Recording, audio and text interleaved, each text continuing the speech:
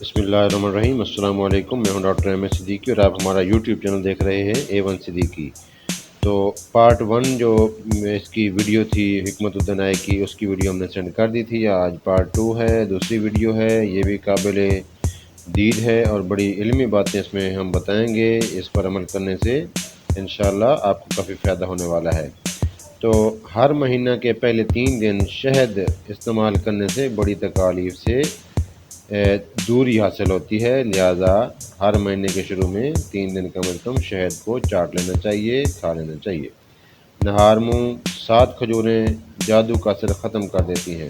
نہار منہ 7 کھجوریں کھانی چاہیے۔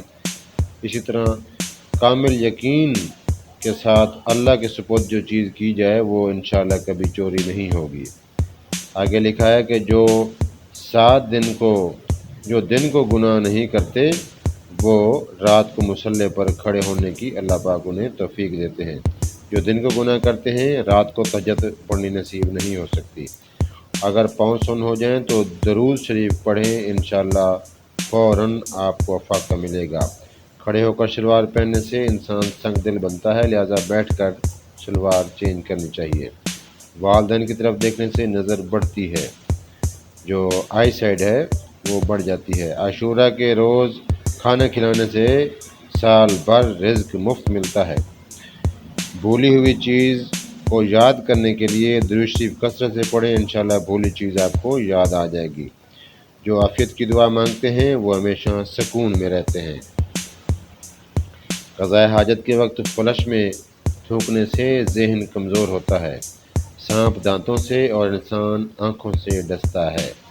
وبا کے دنوں میں درود شریف کثرت سے پڑھنے سے درود شریف پڑھنے والا اس وبا سے محفوظ رہے گا۔ عورتوں پر بری نظر پھیرنے والا، بری نظر رکھنے والا علم سے محروم ہو جاتا ہے۔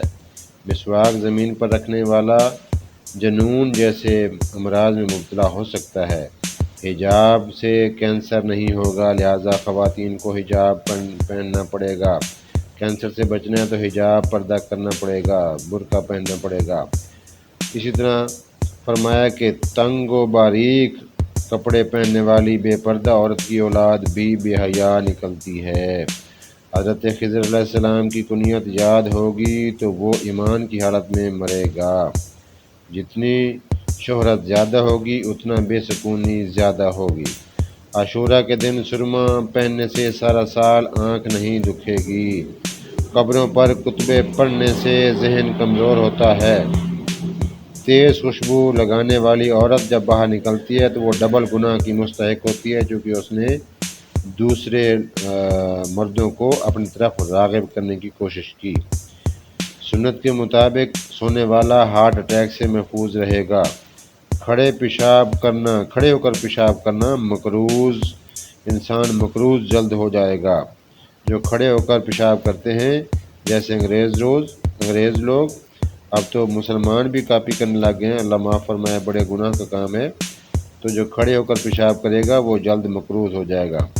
اسی طرح اپنے دروازے بیٹھک کا ہو، گھر کا ہو، چوکھٹ ہو، اس کی دہلیز پر بیٹھنے والا 1 ہفتے کے اندر مصیبت میں آ سکتا ہے، لہذا اس گناہ سے پرہیز کیا جائے۔ دروازے کے سامنے گلی میں اپنے دروازے چوکھٹ پر نہیں بیٹھنا چاہیے۔ زنا ایک قرض ہے، اس کی ادائیگی ہر حال میں ہوگی۔ جو زنا کرے گا وہ اس کو اپنی بہن، اپنی بیٹی، اپنی ماں، اپنی بہو، بیوی وغیرہ وغیرہ، یہ قرض اگر ہے تو وہ اپنی زندگی میں ہی لوٹانا پڑے گا۔ واش روم میں وضو نہ کیا جائے۔ بچے کے دانتوں پر، مسوڑوں پر شہد وغیرہ لگا دی جائے تو وہ دانت آسانی سے نکلیں گے۔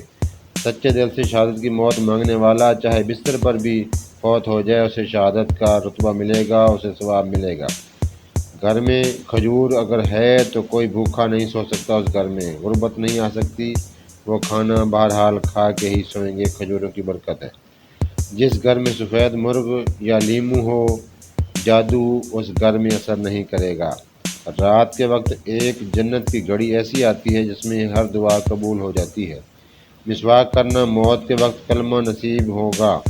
مسواک کے ساتھ وضو کرنے سے موت کے وقت کلمہ نصیب ہوگا۔ جب ہچکی آئے تو ہر ہچکی کے بعد کلمہ پڑھنے والے پر موت کے وقت بھی کلمہ نصیب ہوگا۔ اچھی چیز پر ماشاءاللہ پڑھو، نظر بد سے محفوظ رہے گی۔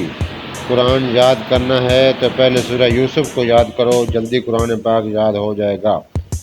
دعا مومن کا ہتھیار ہے اور وظیفہ اس سے زیادہ مؤثر ہے، اور یہ وظیفہ سے زیادہ مؤثر ہے، یعنی کہ دعا جو ہے وہ وظیفہ سے زیادہ مؤثر ہے۔ سانپ کو 3 مرتبہ گھر سے نکلنے کا کہو، اگر نہ نکلے تو پھر مار دو۔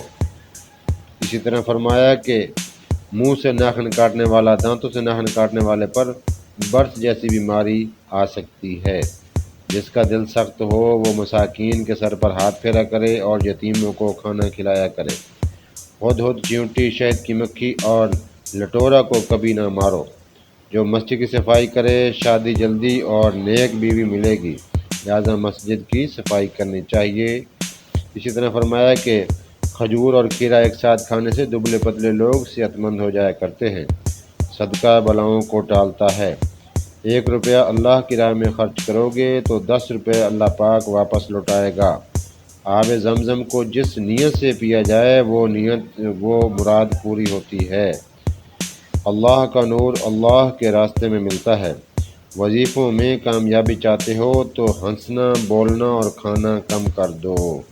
دعا ہے اللہ پاک ہمیں ان ہر اچھی باتوں پر عمل کرنے کی توفیق عطا فرمائے۔ حکمت اور دانائی کی یہ باتیں تھیں۔